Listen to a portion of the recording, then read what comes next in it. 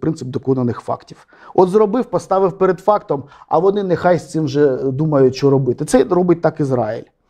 Спочатку вбили того лідера, сього, нанесли там удар. Все, ну, вже зроблено, давайте думати, як врулювати з цією ситуацією. Це вже ваша проблема. Все. І тоді, і ми, я ж кажу, знову отримаємо, що з там американських авіаносців злітають літаки, американські збивають іранські ракети. Тому треба почати робити.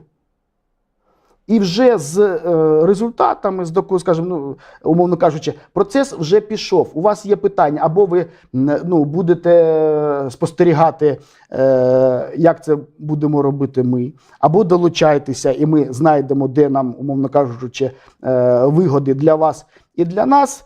Ну, або воно як палахне, то бігайте пожежні команди, вирішуйте, що вам робити. Ви ж розумні, ви ж еліта західна.